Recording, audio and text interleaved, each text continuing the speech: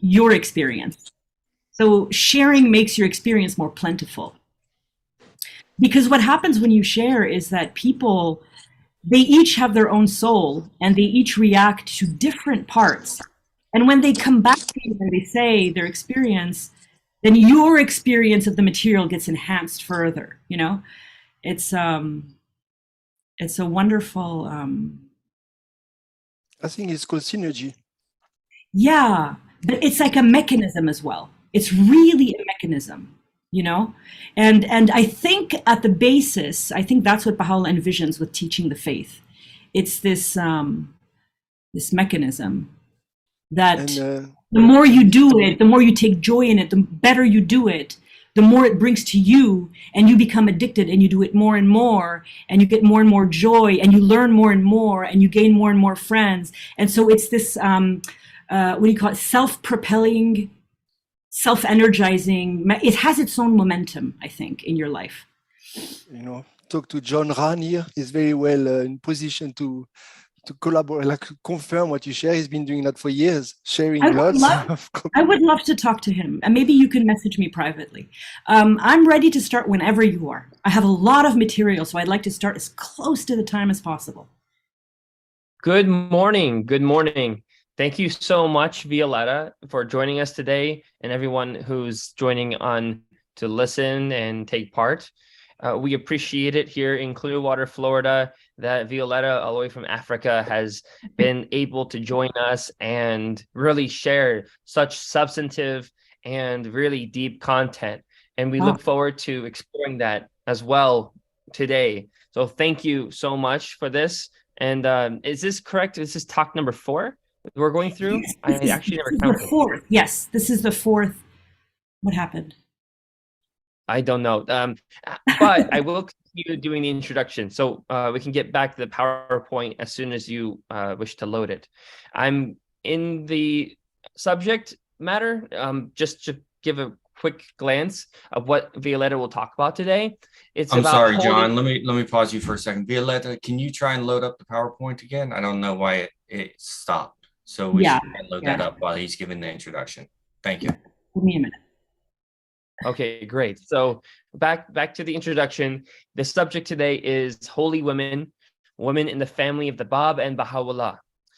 This talk is an homage to the monumental book of Bahá'í history, Leaves of the Twin Divine Trees by Baharieh and Maani, on the same topic, and will include wonderful, moving, and historic stories from the lives of Fáṭimih Bagum, the mother of the Bab, Khadíjih Bagum, the wife of the Bab,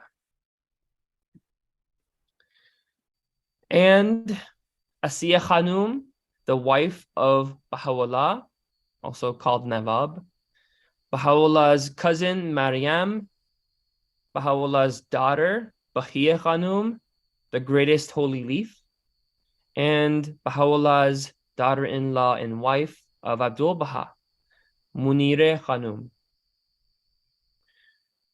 Violetta, as you've probably joined the previous session, and if you're coming in new, we are happy to introduce her now again.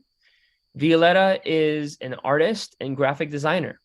She works for her family's school in Pointe-Noire in the Republic of Congo. In 2020, Violetta and Adib Masumian launched the Utterance Project, a YouTube channel and a website dedicated to sharing the beauty of the utterances of Baha'u'lláh, the Bab, and Abdu'l-Bahá in the original Persian Arabic. She is the author of 2 illustrated chronologies, The Extraordinary Life of Abdu'l-Bahá and The Blessed Beauty. With that being said, we welcome you all to look up the Utterance Project, where this beautiful work, it goes through and you can actually hear articulated in words. You can raise the volume, lower the volume to hear it better. You can hear the tongue of the actual writings as it would be spoken. And it's very, very important to stress that, some people haven't learned Arabic or Farsi. That's okay, because what you're doing is exposing yourself to the word of God as it was revealed. And it's extremely valuable. And therefore, the utterance of God, the utterance of the word of God in its actually revealed tongue, it is something that is irreplaceable and worth the experience for everybody, whether you understand the language yet or not. That being said, we have the slide up, the beautiful slide with holy women in the family of the Bab and Bahá'u'lláh. Please, Violetta, we are ready to begin. Thank you for your patience as we introduced you once more, however repetitive it may have been. You're wonderful. Clearwater Baha'is are just simply wonderful. Thank you so much, Jeremiah and John. I am so honored and happy to be here today to talk about these 6 women in the families of the Bab and Baha'u'lláh. This is a very humble attempt to highlight not their entire lives, but the most significant, powerful, and touching moments of their lives, and share what I experienced to be the comforting and inspiring presence of these 6 saintly women related to the twin manifestations of our dispensation. So in 19th century Persia, at the end of the 19th century, was probably the lowest point of gender inequality, and almost all women were victims of prejudice. They were marginalized by prevailing social and religious background of the country. And in the words of the 20th century poet Parveen Tisami, she said, "Women lived and died in the gloomy corners of misery. What were they in those days, if not prisoners?" This is a photograph by Anton Sevrugin, who's born in Persia, Russian photographer, and he is responsible for most of the photographs of 19th century Persia that we see. It's a veiled Persian woman in the middle of the 19th century. In 19th century Persia, women were hidden. They were invisible. They were hidden by veils, but they were also hidden inside the homes. By their very structure, Persian homes had men's quarters in the Andaruni, the outward-facing public part of the house.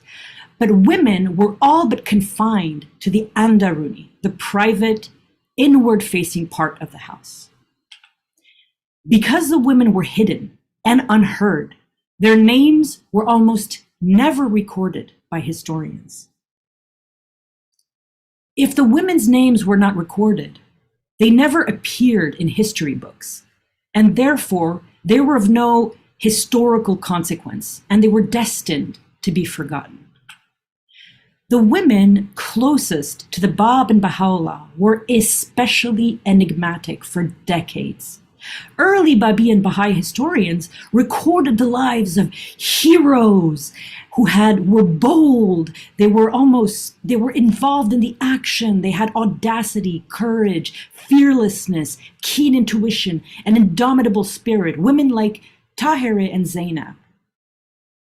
But those representations seemed to imply that there were no other women in the early Babi and Baha'i faiths, something that was very far from the truth. This all changed in 2008. An independent scholar, writer, and researcher named Baharieh Maani, who had pioneered to Kenya towards the last years of the 10-year crusade, and subsequently served in the research department of the Baha'i World Center for 38 years, from 1971 to 2009, she published a book called Leaves of the Twin Divine Trees, the subtitle being an in-depth study of the lives of women closely related to the Bab and Baha'u'lláh. This book is available on Kindle. It's available in your closest national bookstore. Buy it. It is an extraordinary piece of innovative research that sheds light, a tremendous amount of light on the lives of 15 women in the families of the twin manifestations of the Baha'i dispensation. Now, I have chosen to illustrate only 6 women from the families of the twin manifestations. The mother and wife of the Bab, Khadíjih Bagum and Fáṭimih Bagum and Khadíjih Bagum, and the wife and daughter, cousin and daughter-in-law of Bahá'u'lláh. So Ásíyih Khánum, Bahíyyih Khánum, Jinabi Maryam, and Munírih Khánum. We start with Fáṭimih Bagum, the mother of the Bab. Now, Fáṭimih Bagum was descended from the lineage of the Imam Hussein, the grandson of the Prophet Muhammad, the son of his holy daughter, Fáṭimih. And that is why she was named Fáṭimih. Now, I want to illustrate 3 or 4 moments only in the life of Fáṭimih Bagum. She was a single mother. This is something that is so common in 21st century societies, but it was extremely rare in 19th century Persia because she was married as a teenager. She lost her first few babies, and then the Bab was born in 1819, and her husband died sometime after. We don't exactly know the date. That is a great mystery. But the relationship between the Bab and his mother was extraordinarily close. He adored her. She adored him. He wrote to her constantly. This is his sample. This is one of the wonderful things you'll find in this book, is examples of letters from the manifestations of God to their wives, their sisters, their mothers, their children. This is a letter from the Bab quoted in the book that he wrote to his wife, speaking about his mother. And you see the love in this excerpt. It was not possible to see the lady of the household, the honorable mother, at the time of departure. Convey to her my salutations and beseech her prayers. The Bab's mother defended her son, even though she did not adhere to his faith until much later in life, which we're going to cover next. She still defended him throughout his imprisonments. So when the Bab returned from his pilgrimage after his declaration, he was interrogated, and 3 of the divines of Shiraz passed the verdict of death on him. The Bab's mother and 2 other women, including the Bab's wife's sister, so Khadíjih Bagum's sister, went to plead with the Imam Jumi of Shiraz, who had officiated the Bab's wedding to Khadíjih Bagum, and begged for his life. So he was returned home, and he was able to celebrate Nowruz 1846 with his mother and his wife, and then he was apprehended again, and they never saw him. But during the 4 years that he was imprisoned, the wife of the Bab never stopped trying to save her son. And she appealed to her brother, who went to visit the Bab in Azerbaijan. The Bab revealed the Qayyumul Asma. And in the Qayyumul Asma, he speaks not only about his wife, but also his mother. And he has this very poignant moment in the Qayyumul Asma in chapter 28, where he calls his mother to recognize his station. O thou mother of the remembrance, may the peace and salutation of God rest upon thee. Indeed, thou hast endured patiently in him who is the sublime self of God. Recognize then the station of thy son, who is none other than the mighty word of God. This summons of the Bab would remain unanswered for decades, but this is how the situation resolved itself. When Bahá'u'lláh returned from Sulaymaniyeh, the mother of the Bab was living in Iraq, in Najaf, in the same country as him. He was in Baghdad, she was in Najaf.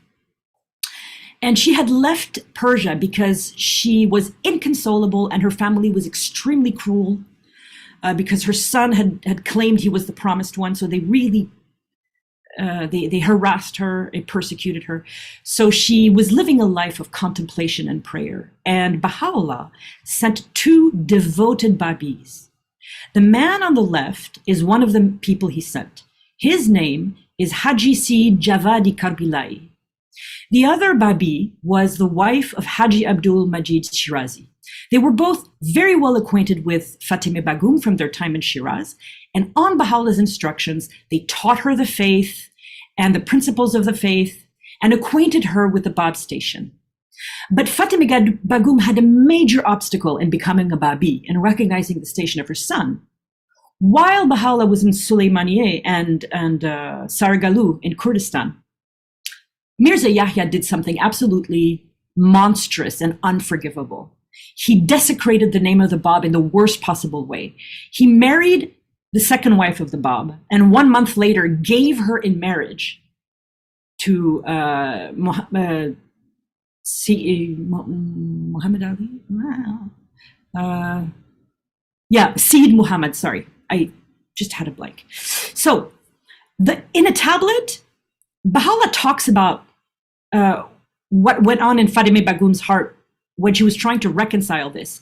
And he quotes her as saying, how could the people, convinced of his claim to be the Qaim, the promised one, those who have given their allegiance to him, dishonor his wife? An absolutely valid question.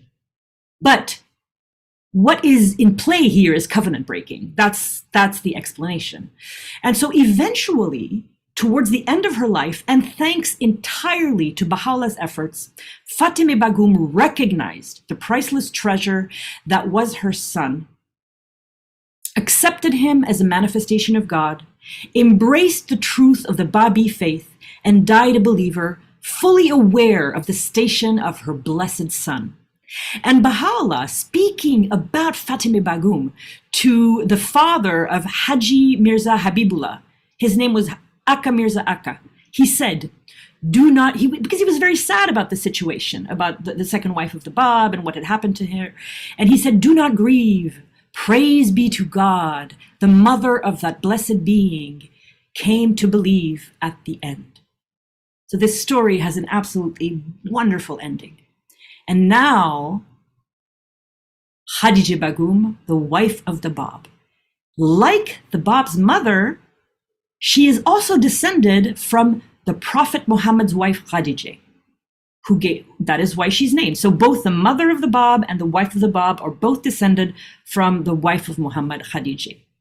She was born in Shiraz about 5 years after the Bab, and she had a very happy childhood. They were first cousins. And when Fáṭimih Bagum lost her husband, they came to live near Khadíjih Bagum. So they grew up together. They were close as children. And the Bab left Shiraz in 1835 and worked for 6 years in Bushir. Now, we're going to look at 3 dreams and 2 prayers in the life of Khadíjih Bagum that are quite significant. The first spiritual dream she had of the Bab was when the Bab was in Bushir, years before their marriage. And she saw him at their wedding.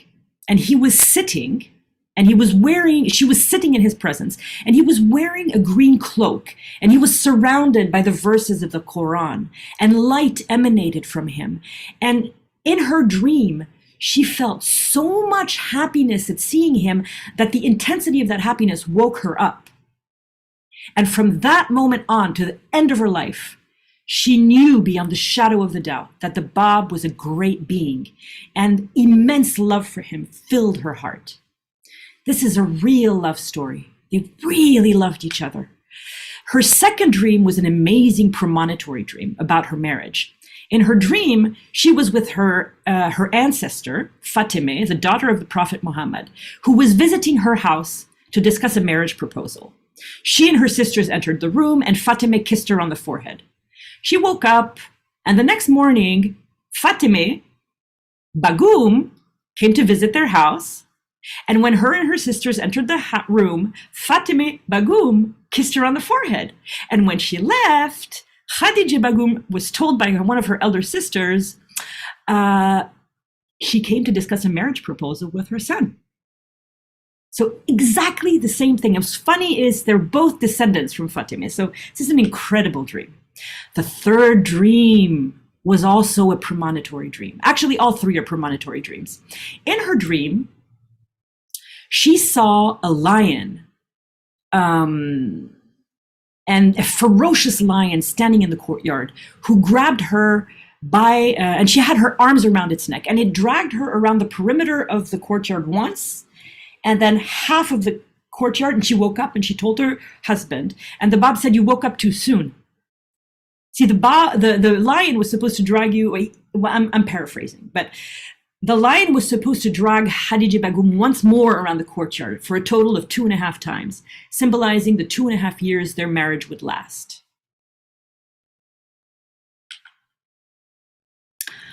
So they're now married, and Khadíjih Bagum was giving birth to their only child, a boy named Ahmad. And she nearly died in childbirth. So Fáṭimih Bagum came to inform the Bab that his wife was dying in childbirth. And the Bab picked up a mirror that was next to him and wrote a prayer on it. So you can imagine probably his face had been reflected while he was writing the prayer. And he told his mother, "Give this to Khadíjih Bagum," and put it in front of her face. So you can imagine that her face was reflected in the mirror that had just reflected the face of her husband, a manifestation of God. And the baby was born, and Khadíjih Bagum survived childbirth. But of course, the baby died shortly thereafter. And the Bab wrote very kind words of consolation for Khadíjih Bagum about the death of their child. "Oh, well, beloved, thou shalt not be a woman like other women. If thou obeyest God in the cause of truth, the greatest truth, be patient in all that God hath ordained. Verily thy son Ahmad is with Fáṭimih, the sublime, in the sanctified paradise." You see how often Fáṭimih comes up. The second prayer, and this is not the remover of difficulties, as some people think. The House of Justice was very clear about that in a memorandum. Before they were separated, the Bab entrusted his wife with a very special prayer, written and revealed by himself, the reading of which he assured her would remove her difficulties and lighten the burden of her woes. He directed her, "In the hour of your perplexity, recite this prayer ere you go to sleep. I myself will appear to you and will banish your anxiety." Faithful to his advice, every time she turned to the Bab in prayer, the light of his unfailing guidance illumined her path and resolved her problems. Now, what is extraordinary about Khadíjih Bagum is that she instantly recognized both manifestations in the Bahá'í dispensation, just like Tahereh, whose birth name, by the way, is Fáṭimih. Sometime before the Bab declared his mission, Khadíjih Bagum woke up around midnight one night, and her husband was nowhere to be found. He was absent. So she became worried, and she began to search for him. And she saw the upper chamber of the house immersed in divine light. She saw the Bab standing in the middle of the room with his hands raised heavenward, while her eyes were fixed on the dazzling light emanating from him. She felt this feeling of awe and fright. She wanted to leave, but she was paralyzed. She was unable to move. So the Bab uttered 2 words, "Go back." And Khadíjih Bagum was able to move again. She felt like the Bab had given her new life.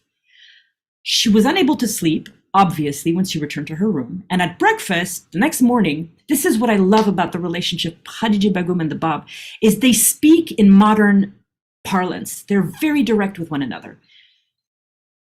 So she could not lift her head at breakfast, and the Bab asked, "What is the matter with you?" And she replied, "What was the condition I saw you in?" The Bab confided in her, "Know thou that the Almighty God is manifested in me. I am the one whose advent the people of Islam have expected for over 1,000 years. God has created me for a great cause, and you witnessed divine revelation. Although I had not wished that you see me in that state, yet God had so willed that there might not be any place in your heart for doubt and hesitation. Now, after this, the Bab's imprisonments and his martyrdom, Nabil, one of Baha'u'llah's greatest teachers, was on a teaching and proclamation journey in Persia, and he visited Shiraz and visited Khadíjih Bagum. As soon as Khadíjih Bagum heard him say that Baha'u'lláh was he who God shall make manifest, promised by the Bab, she experienced the same feeling of spiritual radiance she had experienced standing in front of the Bab, receiving divine revelation all those years ago, and instantly recognized Baha'u'lláh. And in her own words, she recalls, I could only whisper, offer at his sacred threshold my most humble devotion. I did not hesitate for a moment, and my submission was instantaneous and total. Khadíjih Bagum stayed in close touch with Baha'u'lláh until the end of her life, writing to him many letters requesting his advice on so many decisions. Did you know that the wife of the Bab is a martyr, just like her husband? Khadíjih Bagum survived the Bab by 32 years. Her last years were marked by immense suffering and the deepest betrayal from her own family, and she died on 15 September 1882. News of her passing really broke Baha'u'llah's heart. He wrote so many tablets about her. And he called her death a great calamity which has caused the inhabitants of the highest heaven and most lofty paradise to lament. He described his own grief at her passing in 1882, 4 years before the passing of his own wife, as sorrow like unto the life vein, coursing throughout the body and in every artery producing its effect. That's how much he suffered from her death. And he elevated Khadíjih Bagum to the station of martyr, making her the only martyr in the family of the Bab, female martyr in the family of the Bab. And this is where he elevates her as to the station of martyr. The heart of Bahá'u'lláh, the most exalted fruit, was verily consumed in the fire of separation. For that reason, before God, she is regarded as a martyr.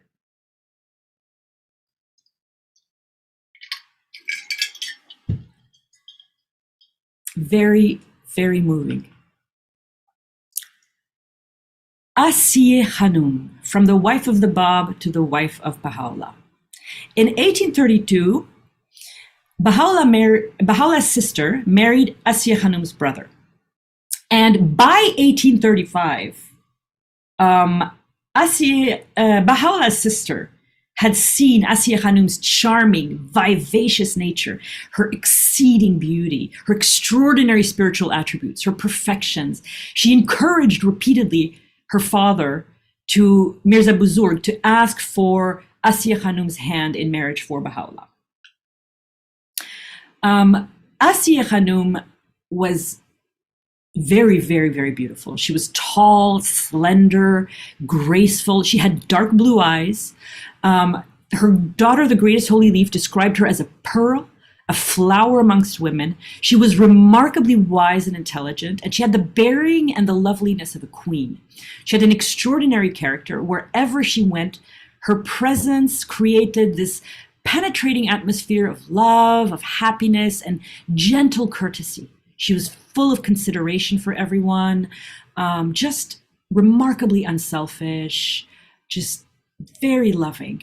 But she's much, much, much more than that. Abdu'l-Bahá has stated beyond the shadow of a doubt that Ásíyih Khánum is the manifestation of a 2,500-year-old biblical prophecy. In the book of Isaiah, chapter 54, verses 2 to 5, that speak about Ásíyih Khánum and her marriage to Baha'u'lláh. It starts, enlarge thy tent. But this is the part that is just extraordinary. For thy maker is thy husband, the Lord of hosts is his name, and thy Redeemer, the Holy One of Israel, the God of the whole earth shall he be called. She is mentioned in the Bible. Now, I'm not going to talk about the birth of Abdu'l-Bahá. I'm going to talk about the first 9 years of marriage with Baha'u'lláh and Ásíyih Khánum. Young and wealthy, and what happened in those 9 years. So Ásíyih Khánum was called Navabe by her family. It's the feminine form of a title meaning highness, like a nabab, like a nabab. I think that's a word in English. But when she married Baha'u'lláh, Baha'u'lláh chose to address her with the masculine form of the title. So he didn't call her Navabe, he called her Nawab, which from the very beginning of their marriage was an extraordinary mark of respect on Baha'u'llah's part. In the early years of their married life, they shared their time between Tehran, Takur, and Yalrud. So Tehran, where Baha'u'llah was born, Takur, where Baha'u'llah's family is ancestrally from, and Yalrud, where Ásíyih Khánum was born. Travel was very difficult in those times, so they would stay a long time when they traveled there. But they were an exceptional couple because they shunned most of the activities that rich ministers, sons and daughters, wealthy Persians of the 19th century did. Like they shunned social functions, state functions, ceremonies. They didn't have any frivolous pastimes, or they weren't busy with acquiring luxuries. Instead, they devoted themselves to charitable pursuits, an important component of their Muslim faith at the time. And they cared deeply for the poor and for all of those who were unhappy or in trouble. No one was ever turned away from their home. All the newcomers were always welcomed with kind hospitality. Poor women, and this will happen in Baghdad as well, the same thing. Poor women constantly sought the company and counsel of Ásíyih Khánum. They poured their heart out to her, telling her stories of woe, and they found themselves comforted and consoled by her loving helpfulness. Baha'u'lláh and Ásíyih Khánum's acts of service earned them lovely nicknames. They were called the father of the poor and the mother of consolation. So that's just lovely. So from 1835 until 1886, when she passed away, Ásíyih Khánum was Baha'u'llah's closest companion for 51 years. The only other person closer to him was his brother Mirza Musa, who was 2 years younger than him. So in a way, when you think of Baha'u'llah's persecutions, always remember that he had these two people that were with him for almost his entire life. It's very comforting. She accompanied Baha'u'llah in all his exiles, even when they were separated. They were separated twice. Once when Baha'u'llah was in the Siyat Chal, and Ásíyih Khánum spent every waking hour trying to find information, bring him food, where is he, how is he? And when he was in Suleymanieh for 2 years, she spent every waking moment trying to find him, trying to organize, trying to find clues. And eventually, through her work and Mirza Musa and Abdu'l-Bahá, they did find Abdu'l-Bahá. What's a really touching vignette is when he was on his way back. They had finally located Baha'u'llah. They sent an Iraqi Baha'i to go get him, and they knew he was coming at some point. Ásíyih Khánum sewed a beautiful coat for Baha'u'llah out of a precious red cloth called tirme, which was the last thing left from her marriage treasures. And she was sewing this for his return. It's just, I just love that. So thoughtful. You know, just so sweet. She was such an extraordinary companion. Another beautifully touching thing is the last 9 years of Baha'u'llah's life, Abdu'l-Bahá arranged for him to live in wonderful surroundings. Mazrae, Bahji, Rizvan, Junayneh, the Druze villages. But Ásíyih Khánum, who had been a noble woman, and she had been very delicate, had her body and her health had been really quite destroyed by the 4 exiles and by those years inside this awful city of Akka. And so she could not leave the house of Abud. So Baha'u'llah always came back for the fall and the winter to spend the time with Ásíyih Khánum and these grandchildren, whom he absolutely adored, and always bought them gifts and clothes and cloths and sweets in bed and all kinds of things like that. But when he was not with Ásíyih Khánum, when he was in Bahji, he would always write to her. we have dozens and dozens of tablets from Baha'u'lláh to Ásíyih Khánum. And this is just one of them that's just he was always very compassionate, kind, and loving, inquiring about her health, and she had a stomach disorder. And so in this one, he says, "It is hoped that in the path of his love thou art sanctified from all else save him, fixing thy gaze upon the holy court in such wise that the tribulations encompassing thee in the path of God the King, the omnipotent protector, the self-subsisting, will not cause thee sadness." And there's many more examples in the book, so I encourage you to go and look at them. So we talked a little bit about this previously, where the women were coming to them in the first 9 years of marriage. Ásíyih Khánum would have been responsible for creating the atmosphere and maintaining that atmosphere of welcome in all of the houses of Baha'u'lláh, wherever he was. So one of the exiled Persian nobles said, "I cannot explain it.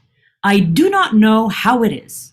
But whenever I feel gloomy and depressed, I have only to go to the house of Baha'u'lláh to have my spirits lifted." Oh, really? You don't know why? So you can probably imagine there was always wonderful tea and sweets, no matter how little money they had. Ásíyih Khánum would have always made sure that everyone coming to hear from her husband about the new faith of God would have been welcomed and would feel renewed and rejuvenated. There was a prince who was from Kazimine, so an Iraqi visitor. He declared to all of his friends that he was going to build a replica of Baha'u'llah's Biruni in Baghdad from the Most Great House. He was going to build a replica of his Biruni in his own house. And so when the story reached Baha'u'lláh smiled, and he remarked, "He may well succeed in reproducing outwardly the exact counterpart of this low-roofed room made of mud and straw with its diminutive garden. What of his ability to open onto it the spiritual doors leading to the hidden worlds of God?" You can copy it, but it's not going to be exactly the same. Ásíyih Khánum was the mother of, she had 7 children with Baha'u'lláh. She had 2 boys in the first 9 years of their marriage, Kazim and Mehdi, who died as babies. Then Abdu'l-Bahá was born, followed by Bahíyyih Khánum, the only daughter ever to be born to Baha'u'lláh with Ásíyih Khánum. After Bahíyyih Khánum, Ali Muhammad was born, and he died 4 years later. Mirza Mehdi was their 6th child, the last one born in Persia. And he died falling from a skylight in the Most Great Prison. And their last baby was born in Iraq. He was also named Ali Muhammad, like their 5th child, which incidentally is the name of the Bab, Ali Muhammad. And he died while Baha'u'lláh was in Sulaymaniyeh. This is very interesting. When we talk about twin manifestations, we have to remember they both had wives. So we have a dispensation of 2 manifestations of God, but also 2 wives of manifestations of God. And Ásíyih Khánum had hoped for decades to meet Khadíjih Bagum, because she would have been the only person in the world to understand what her life was like and what being married to a manifestation of God, everything that entails. And they never met. And she died 4 years before Ásíyih Khánum, and Ásíyih Khánum was deeply heartbroken. She felt deprived that she never got to meet her in this life. Now, one of the most extraordinary things I've learned in this book, probably in my top 3, is the fact that you would imagine a gentle being such as Ásíyih Khánum to die a gentle death. But actually, research shows that we now believe that Ásíyih Khánum fell from a great height, and that is what caused her passing. And what's extraordinary is that she died 16 years after her youngest son Mirza Mehdi, who also a gentle being, also died falling from a great height. She died surrounded by Baha'u'lláh and her adored children Bahíyyih Khánum and Abdu'l-Bahá, and her funeral was held with great dignity due to her exalted position. reciters of the Quran and muezzins led the funeral cortege, which included nobles of Akka, Christians, Muslims, school children chanting verses and poems expressing their grief. And the Holy Family's sorrow obviously was very overwhelming. Shoghi Effendi refers to Ásíyih Khánum as the most distinguished of all people, the shining star of the celestial heaven. And Baha'u'lláh called Nawab his companion in every one of his worlds that he had singled out for his own self. Baha'u'lláh is also quoted by Shoghi Effendi in this decisive hour as saying to Ásíyih Khánum, God is well pleased with thee. As a token of his grace and a sign of his mercy, he hath bade thee to be his companion in every one of his worlds. When Shoghi Effendi was able to transfer the remains of Ásíyih Khánum and Mirza Mehdi to the Mount Carmel, he made this incredible statement.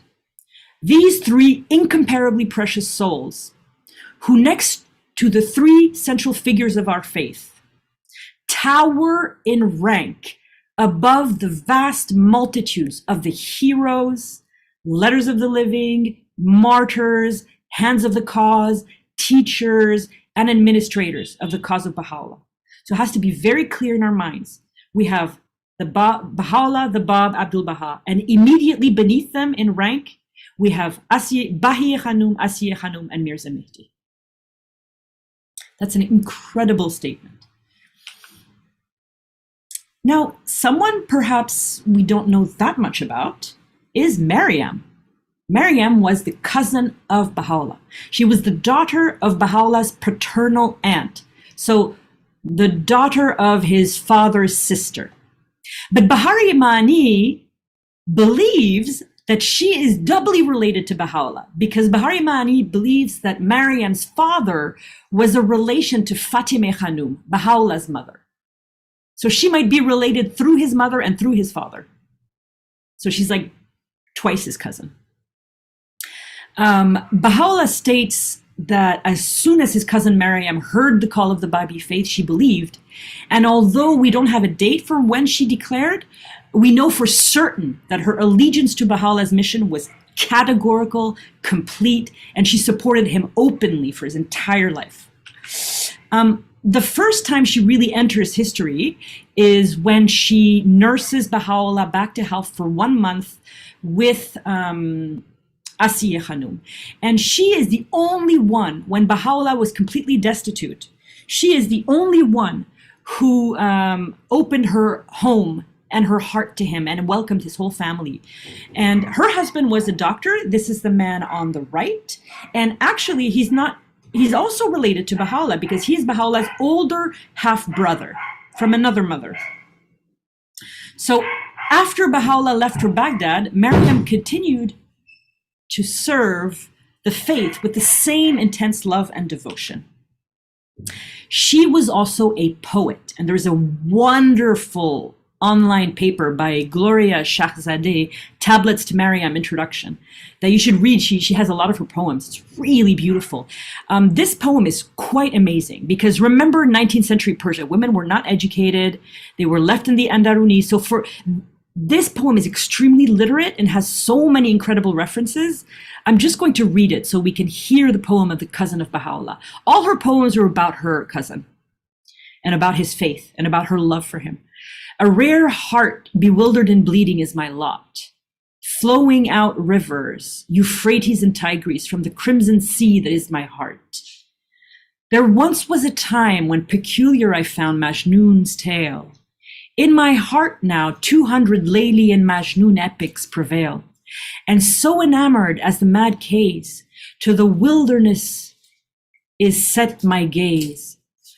To the wilderness withdrew his tent. From this town, my heart's desire.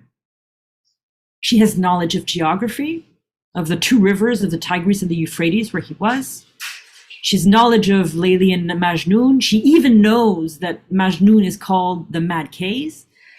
This is very unusual for a woman in 19th century Persia.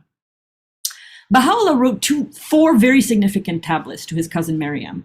The Lahi Maryam, tablet to Maryam, Maryami Sijan, Hurufati Alin, the exalted letters, and Zirayat Nami'i Maryam, tablet of visitation for Maryam. But really, the Lahi Maryam is really, really incredible. First of all, it's a letter that Baha'u'lláh wrote after returning to Baghdad, after being in Baghdad for quite some time, because he talks about Baghdad. It opens with, sorrowful is he at my sorrows. So sorrowful is God at my sorrows. And it contains two of the most famous writings of Baha'u'lláh about Baghdad and Sulaymaniyeh. The one that says, the birds of the air were my companions and the beasts of the field my associates. That one, where Baha'u'lláh talks about walking in the wilderness. That's from the tablet to his cousin. The other one is when he describes how he returns to Baghdad and he sees, we found no more than a handful of souls, faint and dispirited, nay, utterly lost and dead. That is also from the tablet of his to his cousin. In this tablet, amazingly, it has been fully translated in Days of Remembrance, which is available on Baha'i Reference Library online. If you just type Maryam, you'll find it directly, and you could read the whole thing. It's about 17 paragraphs, and it is heartbreaking how Baha'u'lláh describes his pain and his sorrow. He pours his heart out. Like one of the particularities of the tablets to Maryam is that they're very intimate. He's speaking to his beloved cousin, and because he's speaking to someone he loves so much, his tone is more intimate than in other tablets. But he tells her why he revealed this tablet.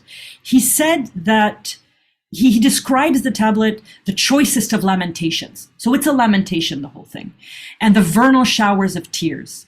And he explained that he revealed it to Maryam, we have dispatched it unto thee, that thou mayest weep at thy heart's ease and share in the agonies and afflictions of the ancient beauty. Because he says things, not a single night did I repose in peace, not a single morn did I awake in tranquility. Hussein shed tears of anguish at the wrongs I suffered. At one time my head was raised aloft on a spear. At one time I was cast into the fire. At another I was suspended in the air. This is reminiscent of the fire tablet. Now, Maryam died young. She died, I believe, in 1867. And so Baha'u'lláh was he was in Adrianople at the time, and he would have heard about her death after he had recovered from the poisoning, but while he was still dealing with all the covenant breaking from Mirza Yahya and Sayyid Muhammad. But in that time, he still revealed a tablet of visitation in her honor, in the middle of all of those covenant breaking. That is how much he loved her. And I don't think he revealed just one tablet of visitation. I think he revealed several. In Baha'u'llah's life, when people he really loved died, he revealed many tablets of visitations. For years after Mirza Mehdi's passing and Badi's martyrdom, he revealed tablets for years for them. Now this tablet in one of the tablets of visitation, Baha'u'lláh refers to how miserable Maryam was because there was a covenant breaker who was a half-sister of Baha'u'lláh, whose name Ásíyih, and she would always try to turn her away from Baha'u'lláh. And so he in this tablet, he says she was a stranger in her own country and a captive in her own home. And he calls her leaf of eternity. And this is what about her station. We concealed her station during her lifetime. When she ascended to the highest horizon, God removed the veil and made her known to his servants. So he speaks in detail about her station in the next world, and it's really very touching. And now, Bahíyyih Khánum. Baha'u'lláh himself gave his only daughter with Ásíyih Khánum the name Fáṭimih, again, but he rebaptized her Bahíyyih. We don't exactly know when. And Bahíyyih is the feminine form of the adjective for his own title, Bahá. So Bahá is glory. It can also mean beauty, magnificence, splendor, brilliancy, and that's a noun. But if you want to take the adjective and the feminine form of the adjective, it's Bahíyyih. And later in her life, Baha'u'lláh conferred upon Bahíyyih Khánum the title Greatest Holy Leaf. One of the distinguishing characteristics of Bahíyyih Khánum among all women, and among these 6 women, is that she's the only one who never married or had children. So after coming of age, she was left free to either marry or remain single. And Bahíyyih Khánum exercised that freedom to decide and choose to remain unmarried in order to devote her whole life to serving her father, Baha'u'lláh, her mother, Ásíyih Khánum, the cause, the believers, humankind, the Baha'i faith, and her decision was respected. Lady Blomfield relates, as she grew up, she implored her father to allow her to remain unmarried, that she might the better devote herself to her 3 dearly loved ones, and so it was. But there is another very interesting aspect to Bahíyyih Khánum's life of celibacy, which I also found in Chosen Highway, which I think is quite amazing. And actually, my father was the one who told me to include this in my talk, so I thank you, Dad. Lady Blomfield interviewed an old man who had known Baha'u'lláh, and Baha'u'lláh had once said to him, "I know no man worthy to marry such purity as my daughter."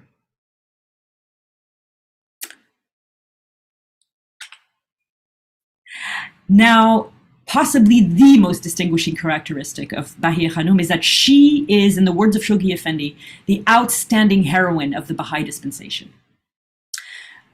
These 3 images represent Baha'u'lláh. It's a door to the shrine of Baha'u'lláh. Abdu'l-Bahá, this is the door to the shrine of in construction of Abdu'l-Bahá, and Shoghi Effendi, this is the top of his monument. And so I want to just quote each of these figures of our faith about Bahíyyih Khánum. Baha'u'lláh said, "Verily we have elevated thee to the rank of one of the most distinguished among thy sex, and granted thee in my court such a station as none other woman has surpassed. Thus have we preferred thee and raised thee above the rest, as a sign of grace from him who is the Lord of the throne on high and earth below." And all through his life, Abdu'l-Bahá faced tribulations of every kind, and at every single moment, his sister was there for him. And one day he said, "My sorrow and regret concern not myself. They center around thee, Bahíyyih Khánum. Whenever I recall thine afflictions, tears that I cannot repress rain down my eyes. The love between the brother and the sister, lifelong love and respect, it's just unbelievable." Abdu'l-Bahá wrote to her from every single place he went. 3 years he was away. He wrote to her from Egypt, from the boats, from the steamers, from England, from Switzerland, from everywhere. That was an immense love. And Shoghi Effendi in God Passes By stated that her services until the ripe old age of 80 years and 6, that's 86, right? No less than her exalted parentage, entitle her to the distinction of ranking as the outstanding heroine of the Baha'i dispensation. Now, this is not from the books Twin Leaves of the Twin Divine Trees. This is something that I discovered this week with my friend and mentor, Earl Redman, the historian, who's written all these incredible books, including Agnes Alexander, which was just out. So Earl and we were having this conversation, and I had started making my own list to see, well, when was Bahíyyih Khánum left alone in the Holy Land? So I started listing, and Earl swooped in and helped me correct some of my wording. So during the ministry of Abdu'l-Bahá, Abdu'l-Bahá was absent for a month in 1892, right after the passing of Baha'u'lláh, and then a long time. We're estimating about 10 months. In 1895, he went to Tiberias. And then he left for 3 years to go to the West to proclaim the message of Bahá'u'lláh. And then several months during the First World War, when he kept going to his fields in Ásíyih in the Jordan Valley and Tiberias, bringing wheat back for the people who were hungry during the war. And then 1 month in the last year of his life. So this is how Abdu'l-Bahá speaks of his sister.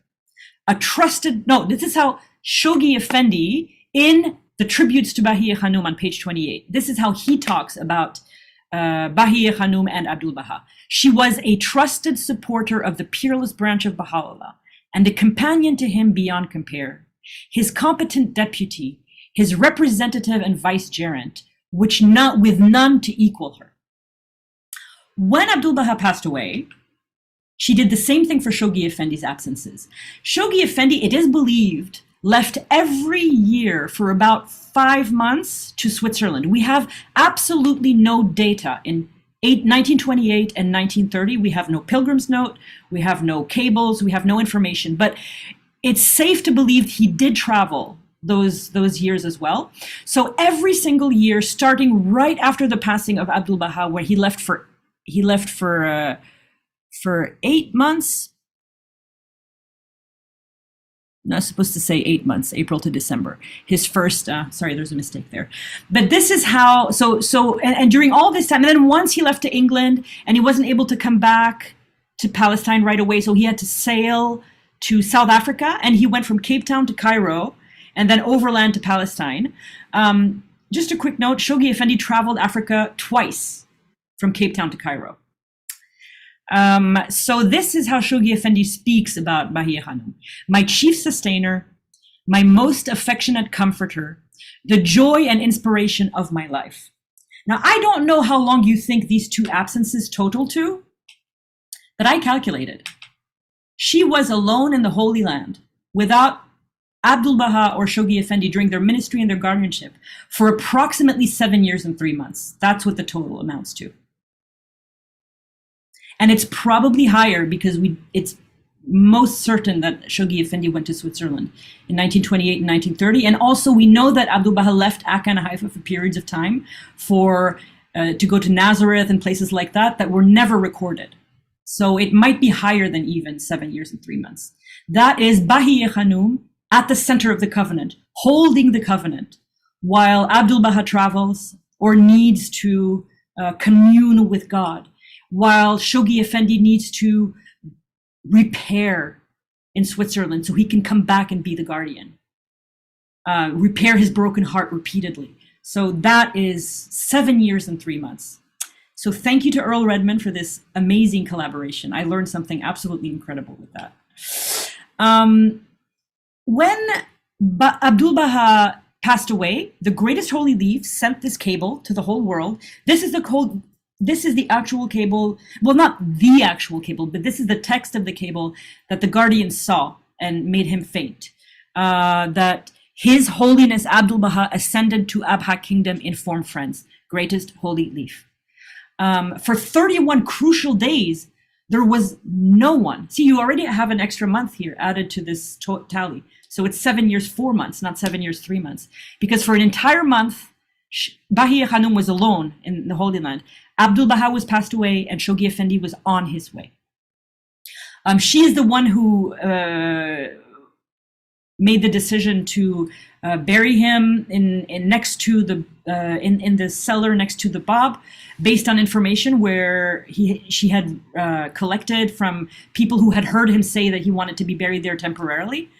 And she held everything together, organized the funeral and the arrival of Shoghi Effendi, and everything. She took care of absolutely everything. She was the only one capable of doing that. One of the things perhaps we're not so familiar with is that she's actually written to the Baha'i world on very, very deep subjects, such as covenant breaking. This is the words of the Greatest Holy Leaf. A great obligation of every Baha'i is vigilance to protect and shield the stronghold of the faith from the onslaught of the enemies. This comes from a very long excerpt, a very long letter she wrote. I encourage you to go and find them in that book. So these were one of her responsibilities when she was in the Holy Land alone. was to deal with covenant breakers, also to deal with hostilities in Iran. This is just a short excerpt that I have on screen, but I'm going to read it to you longer so you can see the mind and the brilliance of the greatest holy leaf. Sad news has come to us out of Iran in recent days, and it has intensely grieved the entire Baha'i world. They have in most parts of that land set bonfires of envy and malevolence and hoisted the banner of aggression against this much wronged community. They have left no means untried, no plot or strategy neglected, and have arisen with extreme hostility and spite to pull out by their very roots the trees of this garden of God. Very eloquent, just incredibly brilliant. Another of her responsibilities was, in addition to the protection of the faith and the propagation of the faith, Bahíyyih Khánum also had many responsibilities in the Holy Land because there was a large Baha'i community living there. So they looked to her. She was very much, from the descriptions of Shoghi Effendi, he really insists on the fact that she was really like a feminine form of Abdu'l-Bahá. She had his eyes, she had his qualities, she had his humility, she had his she wasn't Abdu'l-Bahá, but she was just so close. And so people depended on her like they depended on Abdu'l-Bahá when he was alive. And they looked to her for guidance and spiritual sustenance, and they shared with her their difficulties. They asked for her advice to resolve problems, so like educating their children or training the youth. And she ensured also that those who came on pilgrimage and who were eager to meet the guardian didn't go back disappointed.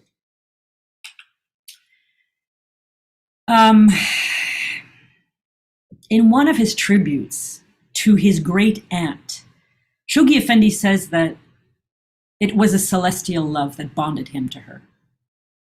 They were so close that until the very end of her life, Shoghi Effendi often included her and said, "The greatest holy leaf and I, we, assure us, let us know." Like it was, you get the sense that it was a partnership, and he respected her beyond words. I mean, it's impossible to describe the amount of respect he had for her.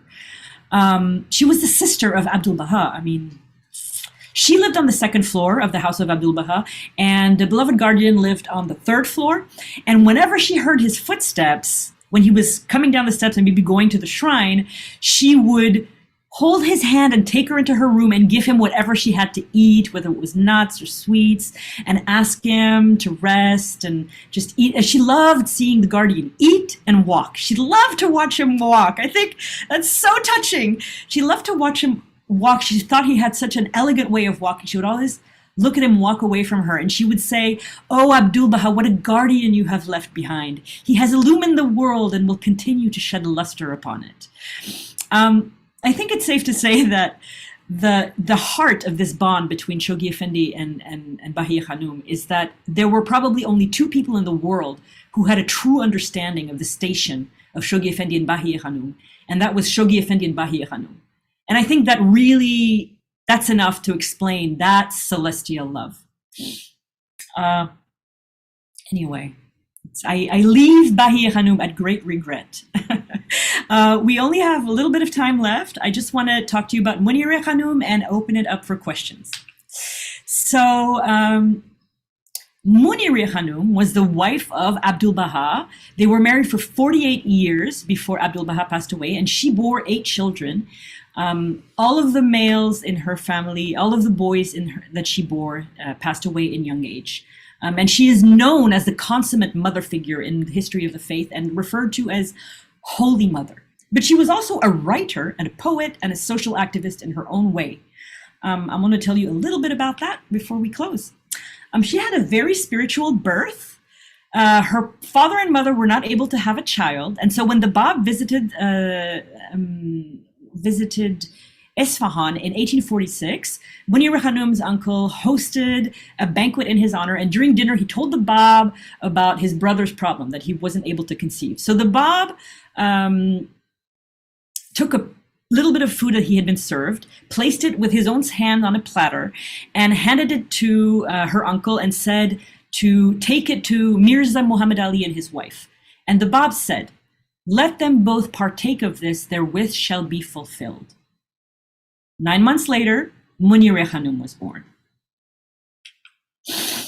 She was an extremely spiritual child. I mean, I don't know about you, but I don't know very many children who like to spend time alone in their room meditating about the prophets of God of the past and lamenting that they were not born in the time of the manifestation of God, or having dreams about the Prophet Muhammad. I don't know many kids who live a life like that, but that is how spiritual Munírih Khánum was. She had this dream when she was very small, and I mean, it's a very, very long dream. But anyway, at the end, she's flying and she arrives to this golden city of Jerusalem.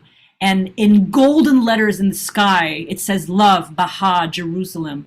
Jerusalem, love, Baha. Baha, Jerusalem, love. And she, and everyone was, all the prophets of the past were there. Jesus Christ, Moses, Isaiah, every other prophet, and the prophet Muhammad was at the altar, and he gave Munírih Khánum a radiant necklace of diamonds that she handed to her, and then she woke up. Now, you can interpret this dream however you want, but she ended up in the Holy Land, which is basically Jerusalem. She came there for love because she was going to marry Abdu'l-Bahá, and Bahá'u'lláh is the one who had a dream about her in our next dream. So, Bahá'u'lláh had picked, there was a beautiful girl in Tehran that was sort of meant to marry Abdu'l-Bahá, but around 1870, 1871, there's a Baha'i from the Holy Land, Ásíyih Mehdi, who visited Isfahan at the request of Bahá'u'lláh. And, you know, Abdu'l-Bahá was almost getting to his 30s, he was in his 20s, and everybody wanted to know, he was so perfect and so beautiful and so handsome. He was not married. Everybody wanted to know, who is he going to marry? So when Ásíyih Mehdi came, everybody asked him, and he said, the only thing I know is that Bahá'u'lláh had a dream, and that in this dream, this girl in Tehran, her face became darker, and then all of a sudden, another girl appeared with a luminous face and a luminous heart. I have chosen her for the most great branch. Now, her aunt was in the audience, and her aunt was very close to Tahirih. They were together in Iraq. And she said, I know it's you. I know it's you. And Munírih Khánum was so humble. She said, never speak of it again. But then Baha'u'lláh sent for her, and she went to the Holy Land. And she waited 6 months, basically because there was no place for Abdu'l-Bahá and Munírih Khánum to start their new life as a wedded couple. They didn't have enough space, so she had to wait 6 months for a room to become available. So anyway, it's a long story, but that's not what's interesting. What's interesting is that during those 6 months, she would love to watch her future husband swim, because he was such a great swimmer. She loved to watch him swim. This is such a romantic marriage between Munírih Khánum and Abdu'l-Bahá. They adored each other. Abdu'l-Bahá wrote to his wife everywhere he went, and unfailingly, with the utmost respect. There are dozens and dozens and dozens of tablets from Abdu'l-Bahá to his wife in that book, and they're so amazing. You've got to read them. Beautiful. But then one day she was talking to Lady Blomfield, and Munírih Khánum brushes such a beautiful portrait of Abdu'l-Bahá. She said, you have known him in his later years, but then in the youth of his beauty and manly vigor, with his unfailing love, his kindness, his cheerfulness, his sense of humor, his untiring consideration for everybody, he was marvelous, without equal surely in all the earth. Now, if that's not a perfect description of Abdu'l-Bahá, I don't know what is. Because this manly vigor, until he was 67 years old, when he dedicated the temple in Chicago, he swung an axe, and people were impressed with like the Herculean strength. I mean, he was very vital until the very end. I mean, he was not. Oh, and this I love. Okay, this I'm not going to say very much about this, except that on her wedding day, Munírih Khánum said, I was the wife of my beloved. How wonderful and noble he was in his beauty. I adored him. I recognized his greatness, and thank God for bringing him to me. Me to him, sorry. And those pictures of Abdu'l-Bahá and Munírih Khánum were taken around 5 years on either end of their marriage. So that's pretty much what they looked like when they got married. This picture of Abdu'l-Bahá was taken 5 years before his marriage, and this picture of Munírih Khánum was taken in the next 5 years after her marriage. So you can see that this is what they looked like when they got married. Beautiful couple, beautiful couple. Munírih Khánum, as the wife of Baha'u'llah's eldest son, received a lot of letters from Baha'u'lláh as well. One really cute one is, so Baha'u'lláh had a beloved grandson, Hussein Effendi, who died at the age of 4 and broke Baha'u'llah's heart. He would have Hussein Effendi over. It was his only grandson, and he would have sleepovers with his grandfather at Bachi, and then they would go exploring, you know, around Bachi. He loved to go on adventures, but he couldn't pronounce this word very well. The Persian word for this sort of adventures is tamasha, but he mispronounced it as tabasha. And when Baha'u'lláh wrote letters to Munírih Khánum, he purposefully used the mispronounced word of Hussein Effendi in the letter instead of the correct Persian. So he would say tabasha, you know, he's cute. He was teasing a little bit. He loved his grandson. One day he wrote to Munírih Khánum and said, Hussein Effendi, upon him be God's peace and favors. Yesterday, we were in Junayneh, the other garden that he visited. Some pomegranate was found and sent. We instructed Mustafa, should he find something else in the city, to procure it and send it with the pomegranate. A small sum of money was also sent. And on a sadder note, he wrote the epitaph for Hussein Effendi, wrote tablets for Hussein Effendi when he passed away. And when Munírih Khánum lost one of her daughters, he spoke to her and said, she is verily ascended to God and returned to him just as he appeared before him. She hath returned, rested, rejoiced, and is overjoyed. So he wrote to his daughter-in-law words of comfort. So like I said, wherever Abdu'l-Bahá was in the world, he wrote to Munírih Khánum. My voice is going, so I'm not going to quote any more of the letters. I just want to encourage you to go and seek that book out and read them. But one of the very touching things is at the end of his travels, when Abdu'l-Bahá finally arrived back home after 3 years and 4 months away, he disembarked, was driven to his home, walked directly into his wife Munírih Khánum's room, and said in a feeble voice, Dr. Farid has ground me down. There's a covenant breaker who caused him a lot of troubles on his voyage. The first person he went to tell was his wife. This is from Priceless Pearl. This is a lovely picture of all the women in the Holy Family, Munírih Khánum, Bahíyyih Khánum, and then the four daughters of right here. So like Bahíyyih Khánum and Munírih Khánum. And then 1, 2, 3, 4 daughters of Abdu'l-Bahá. This is the mother of Shoghi Effendi.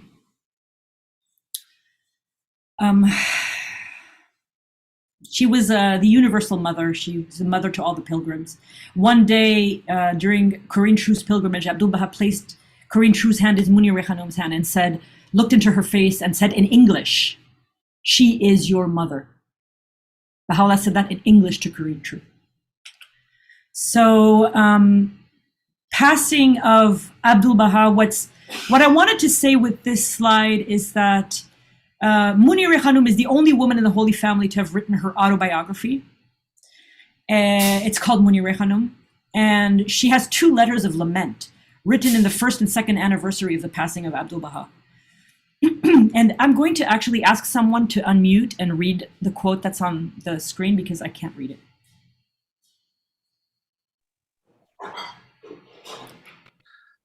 I could read it.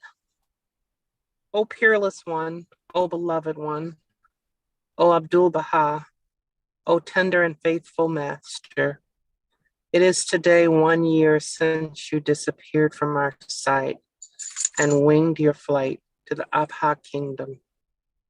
Thank you. Not only did she write her biography, but she's speaking to her husband who passed away a year ago. Those letters of her lament are very powerful, and the autobiography is available online.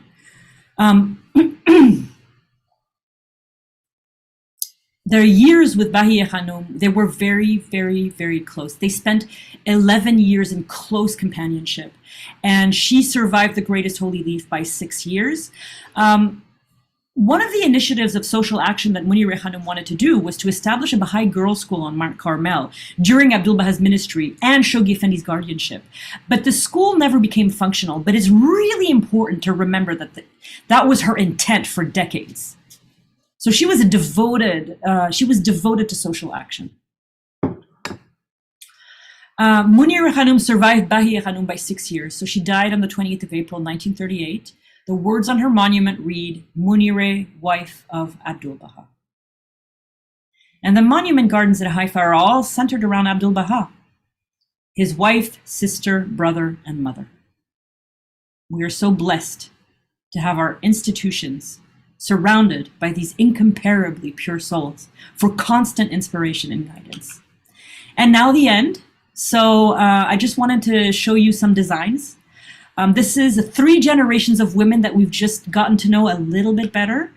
The first generation is the mother, the Fáṭimih Bagum, the mother of the Bab. We don't know when she was born or where she was born, but she was born in Persia.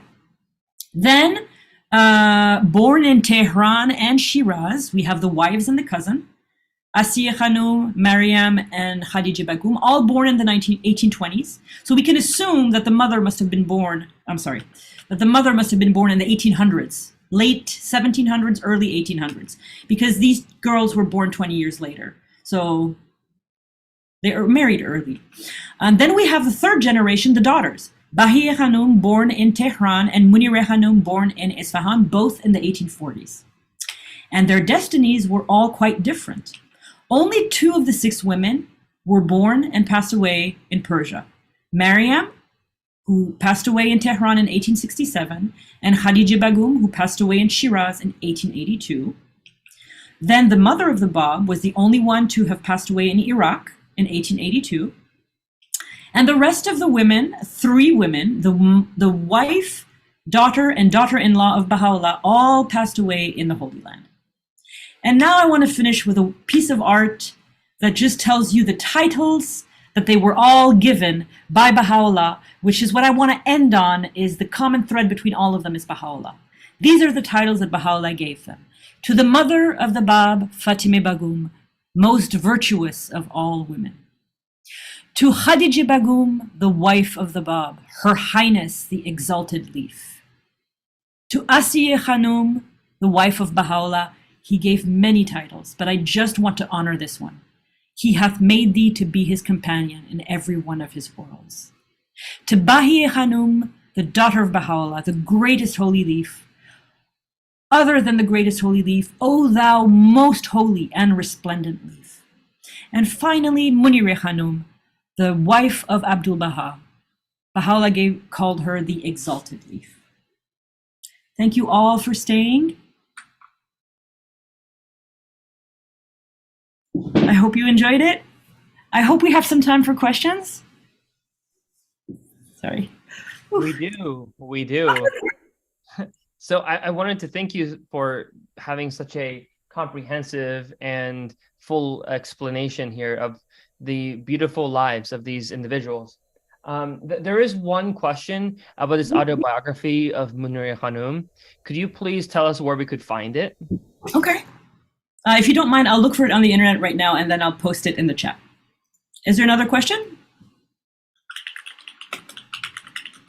Yes. I have a question. Sorry, excuse me. Oh, please ask your question. Oh, I was just gonna ask, and I'm kind of new to this, so I'm sorry if I'm asking a question that everyone else knows. But No. What has happened to the legacy of these amazing women as we've gone forward? I'm pretty much a little bit newer Baha'i, and I know that there are several people who are still of that lineage, but I'm just wondering how they have continued their legacy of being a descendant of those women. Oh, you mean actual relatives? Actual, Yes. like, oh yeah, there are none, really, none. No, really. Mm-hmm. And whatever relatives there were, the really sad story, really, it's kind of awful, is every single daughter of Abdu'l-Bahá, became a covenant breaker, including the parents of Shoghi Effendi. And none of their children are in the faith. There is a website that some of the descendants, there are descendants, and they have a website, but it's a covenant breaking website, so you can't really visit it. So I won't say the name of it. But yeah, but they're all covenant breakers, pretty much. Wow. Yeah, it's. I mean, I want to answer your question in kind of an interesting way. Is very mysterious, but I know you've heard me say several times in this talk that these children and babies passed away.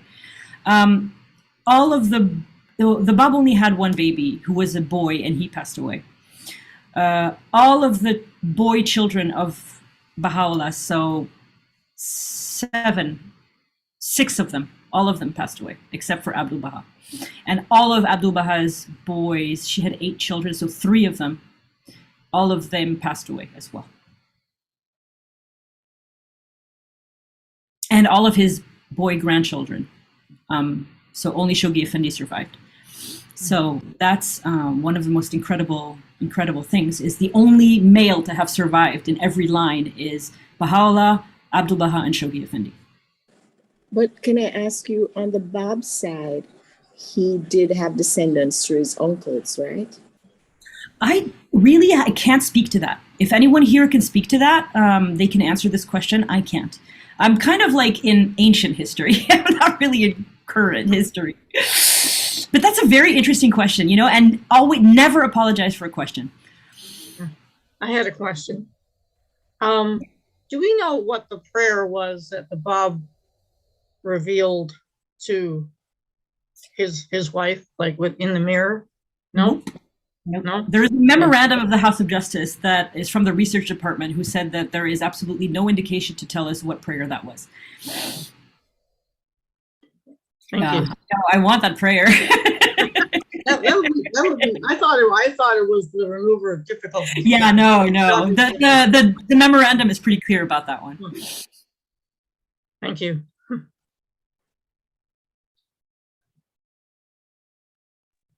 Whew. I hope that wasn't too much information. It was a lot of very refreshing information. So there's this concept of Bahíyyih Khánum being so important in the context of the revelation of Baha'u'lláh and the continuation of, again, talking of the center of the covenant, Abdu'l-Bahá, the continuation of the administrative order functioning in the absence of the likes of Abdu'l-Bahá and Shoghi Effendi. Where can we find out more information of this period of Bahíyyih Khánum's life? Because Bahíyyih Khánum did... Nowhere. I mean, this is my own original research. I just put this together yesterday. I don't know. You can find in the books. Okay, so there's like 3 places you can look, but you're going to have to put it together kind of like a patchwork.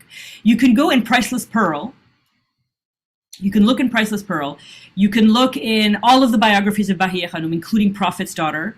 You can go into Leaves of the Twin Divine Trees. But the reason I put that thing together with all the dates is because I've never seen it anywhere. And I like to quantify things because it helps me to understand. Like, it helps me to connect. I never connected as deeply with Bahíyyih Khánum until I made that list. And I realized that adds up to 7 years. I never connected more powerfully with her until I realized that. So numbers are my friends. I like to do this kind of stuff. I did this for all the other chronologies I wrote. I calculated things and made percentages. Like, I kind of have this habit of doing like quantifiable spiritual things. Like I'll go into a tablet like the Suri Muluk, and I'll break down who are the addressees and what percentage of the letter is addressed to them and what order, and it helps me understand the letter. So I don't know, I might continue research on this and do another presentation about all the absences. I don't know, we'll see.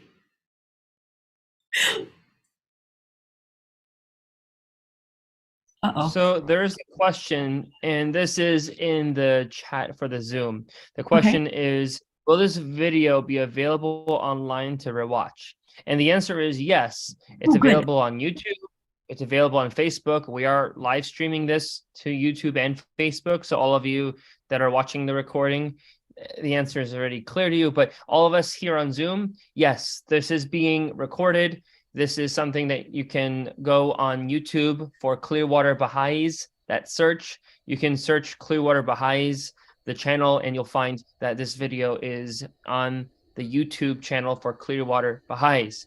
Now, on the other end, you have the Facebook page, the Baha'i Center of Clearwater. You're always welcome to peruse its content. It's more than just videos on the Baha'i Center of Clearwater. We have beautiful quotes that are shared daily readings for people to reflect on. But that's another entire area. But the point here is you can also go to www.clearwaterbaha'is.org and obtain content such as this. There's a Eric Michaud comment. Let's see.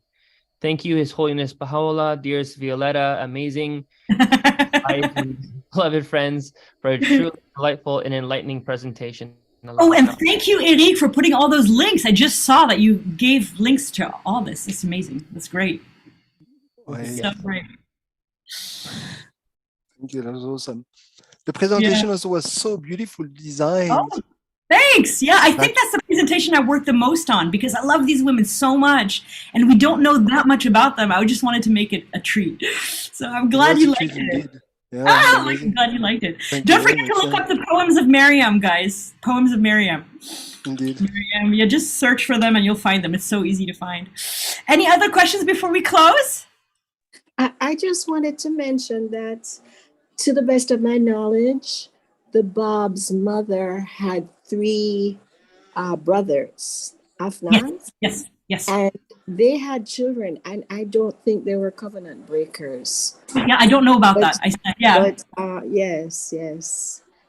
Yeah, because the Afnans. I have a friend who's an Okay. Hi there. So there's the Aksan and the Afnans. The Afnans. Thank you for sharing that. Thank you for sharing that. You can hear me, right, Violetta?